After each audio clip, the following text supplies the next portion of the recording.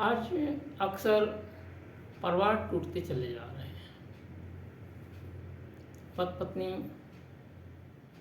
में भी विरोध रहता है और जहाँ सास ससुर हैं, जेठ जेठानी हैं, देवर देवरानी हैं, सम्मिलित परिवार हैं, उनमें भी प्रायः विघटन होता रहता है, तनाव बना रहता है।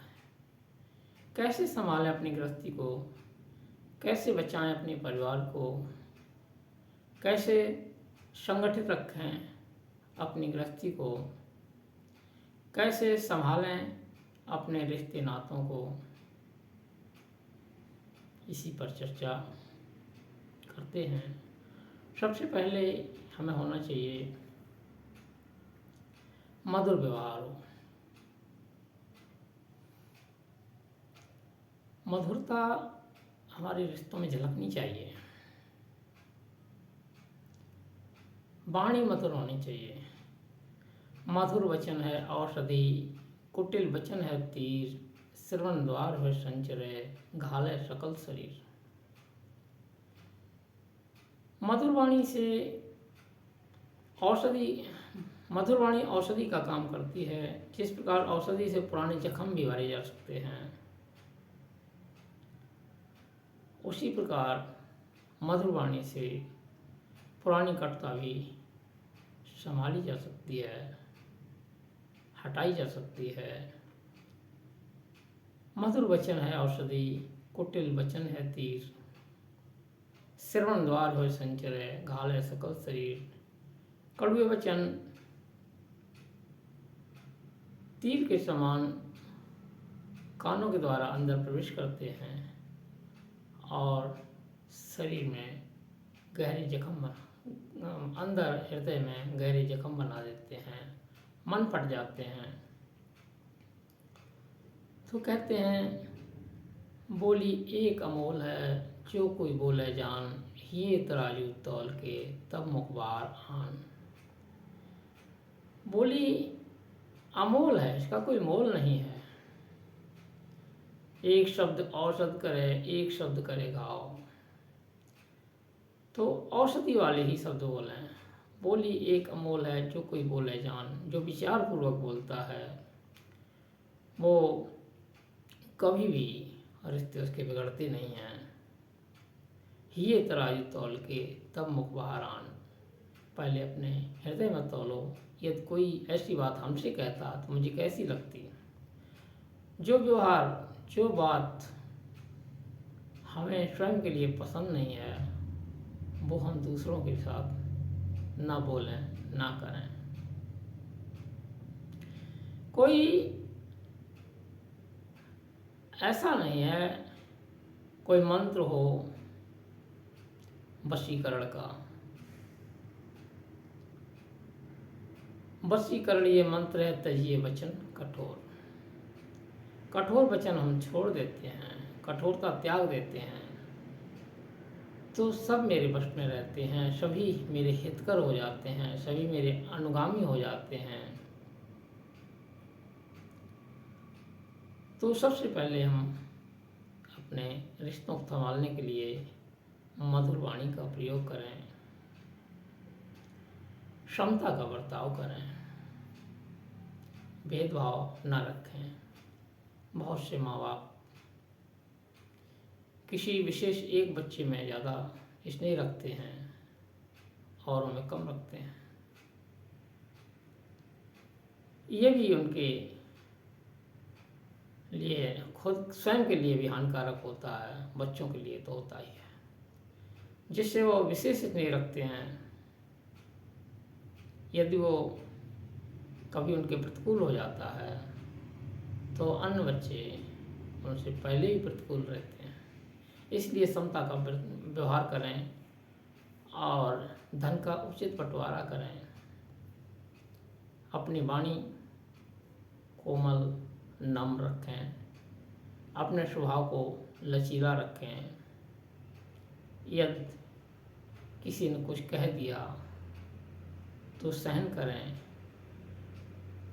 और समाज में भरे मतलब सबके सामने कभी किसी को जलील न करें, डांटें नहीं, एकांत में अकेले में समझाएं और उचित मार्गदर्शन दें। उसके मन में एक आपके प्रति अच्छा संबंध बनेगा, आप अच्छी सोच बनेगी।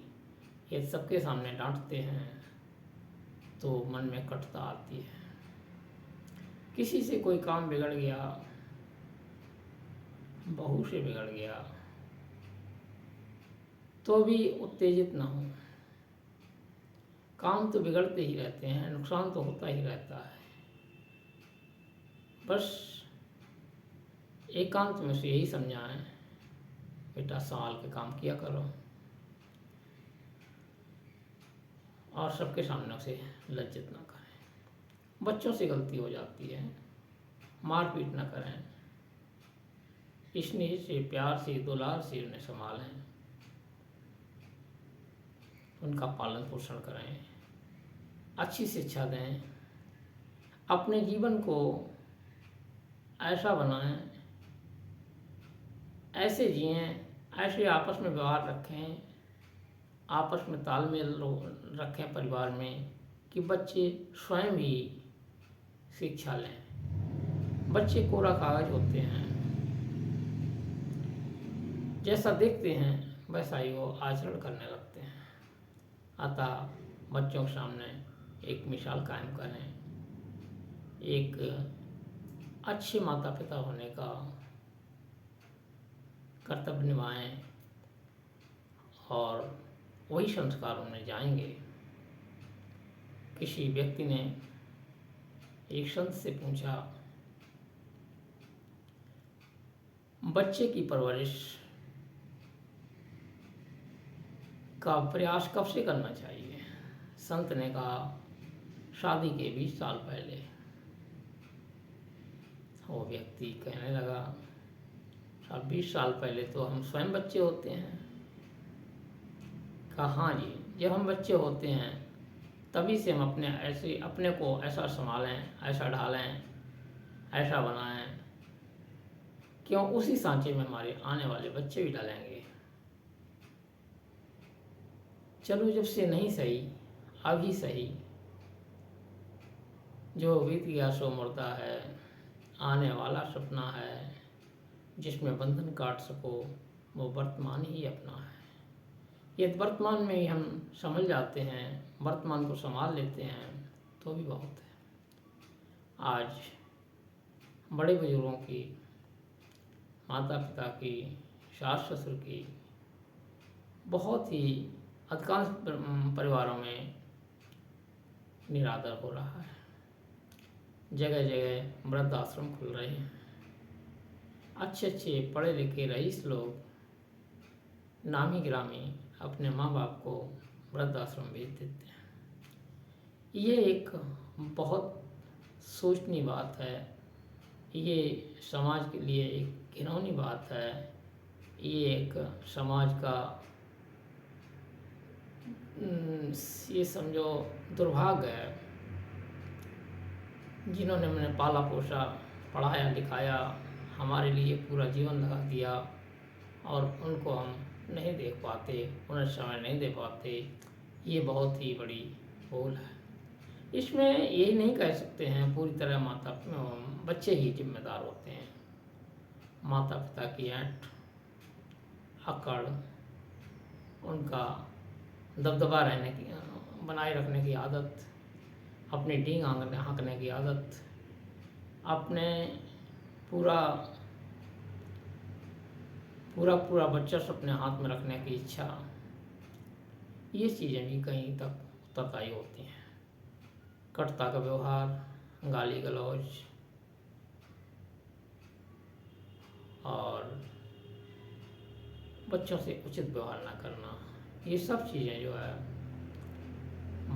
इसमें सम्मिलित हैं। कोई एक तरफ से पूरी गलती नहीं होती है। फिर भी माता पिता का बच्चों को ध्यान रखना चाहिए। उनके त्याग, उनकी सहन शक्ति, उनकी मतलब जो है परवरिश का जो उन्होंने मेहनत की है उसकी तिलांजलि नहीं देनी चाहिए और उनकी देख रेख करना बच्चों का कर्तव्य होता है। जिस घर में बड़े बुजुर्गों की सम्मान नहीं होता, महिलाओं का आदर नहीं होता, वो घर लक्ष्मीहीन हो जाते हैं, कांतिहीन हो जाते हैं, ऐश्वर्यहीन हो जाते हैं। अतः सभी का सम्मान रखें, सभी को सम्मान दें, सभी का आदर करें, अपने बच्चों को भी, अपने रिश्तेदारों को भी, सबको संभालें। कहते हैं रही मन धागा प्रेम का, मत तोड़ो चटकाए, टूटे से फिर ना जुड़े, जुड़े गांठ पड़ जाए। प्रेम का धागा कभी तोड़ना नहीं चाहिए, क्यों गांठ पड़ती है तो फिर वह बात नहीं बनती। मोती की तरह संभालें रिश्ते, हर रिश्ता हीरे मोती होता है, उसे ऐसे संभालें जैसे मोतियों की माला। अगर मोतियों की माला टूट जाती है तो हम उसके एक एक मोती को उठा के पुनः धागे में पिरो लेते हैं और संभाल लेते हैं, एक भी मोती को खोने नहीं देते। इसी प्रकार मोती समझ के हर रिश्ते को संभालने का प्रयास करें और बिखरने न दें।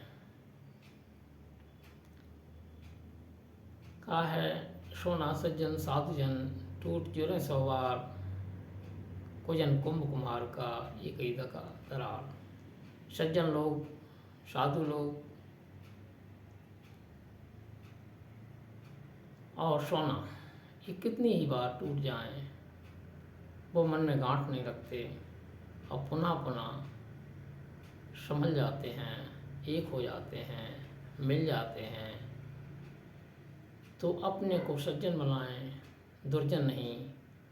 दुर्जन कुम्हार की घड़ी की तरह होता है, जरा कुछ किसी ने कुछ कह दिया गांठ बांध देते हैं, जैसे घड़ा जरा से चोट में टूट जाता है, बिखर जाता है। तो हम गांठ ना बांधें। रिश्तों में कुछ बातचीत हो जाती है आपस में, तो इस तरह रखें जैसे पानी में खींची गई लकीर। सुबह बात हुई, शाम को उसे विसार दें। शाम को हुई तो सुबह उसे समाप्त करके प्रेम पूर्वक बातचीत करें, प्रेम पूर्वक मिलें जैसे कुछ हुआ ही नहीं था।